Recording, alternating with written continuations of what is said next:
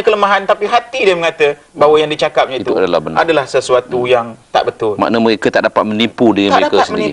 Itulah Datuk, kalau kita melihat kepada keadaan situasi begitu cantiknya sirah yang Datuk sebut tadi, bahawa Rasulullah SAW itu adalah rahmat kepada seluruh alam. Tapi kita melihat umat Islam pada waktu ini macam tercepit. Di mana agaknya kita nak letak setengah negara itu langsung tak membangun.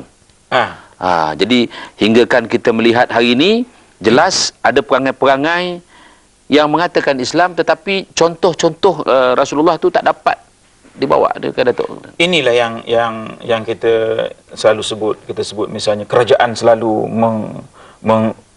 menguar-uarkan bahawa kita hendaklah menjadi Islam yang ada setengah kata moderate, ada setengah kata macam itu, ada yang setengah kata sederhana Islam. Sebenarnya kita kena kembali kepada Islam yang dibawa oleh Rasulullah sallallahu alaihi wasallam. Yang sebenar. Bagaimana diplomatik sifatnya Rasulullah sallallahu alaihi wasallam. Saya membaca buku-buku teks untuk mereka yang belajar PR ni. Perhubungan awam.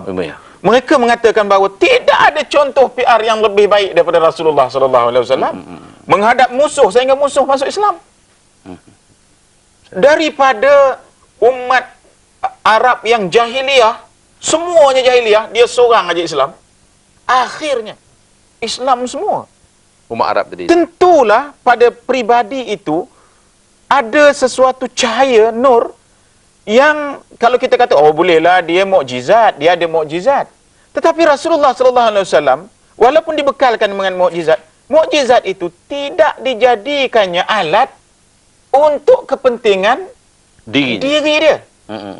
Kita tengok Rasulullah sallallahu alaihi wasallam berapa kali dia menggunakan mukjizat. Waktu sesak aja.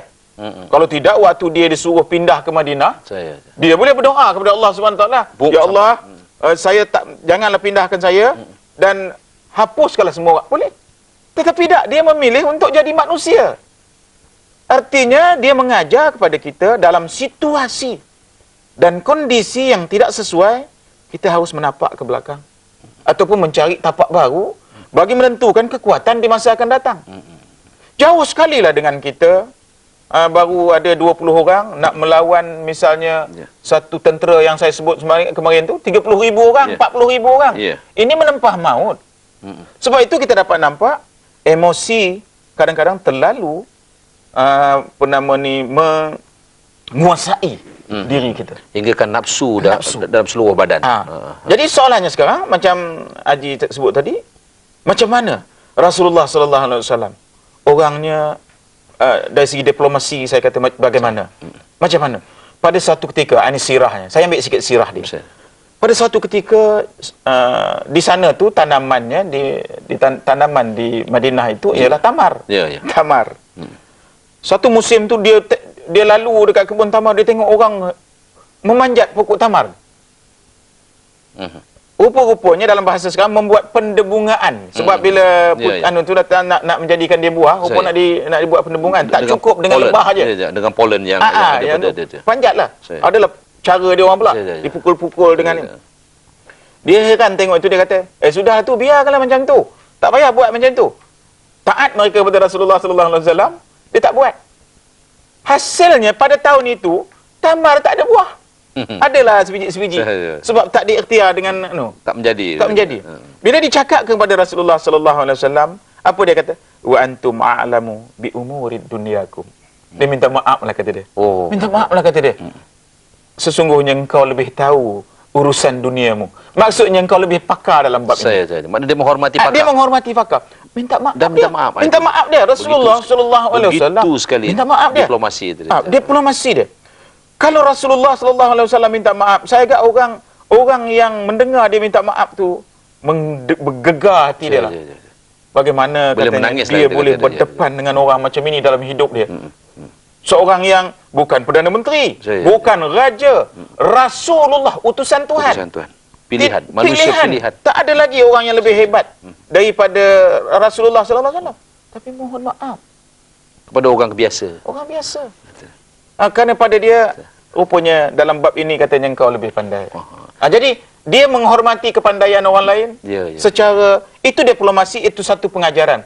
Kalau kita nak mencontohi Rasulullah sallallahu alaihi wasallam, memohon maaf, itu adalah sifat yang sangat mulia oleh Rasulullah sallallahu alaihi wasallam. Musim raya tu. Musim raya. Memang kena time dia tu. Kena.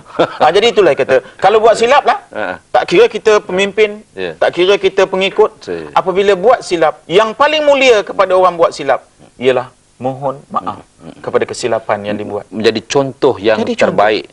Makna mengikut macam mana sirah Rasulullah. Sebab kita mengaku kita Islam. Itulah dia. Itu dia. Jadi Datuk, kita mengundang juga teman-teman kita yang menonton pada pagi ini untuk berinteraksi dengan kita dan Datuk dan sebagainya. Talian kita 2282-8578, 2282-8579. Dan pada rancangan minggu lepas, Datuk pun ada dapat email ni daripada seorang yang menamakan dirinya Ahmad Abdul. Mengirim email kepada Datuk yang nampaknya beliau tidak gembira lah dengan kenyataan-kenyataan yang jelas dan terang yang Datuk sebut macam ini.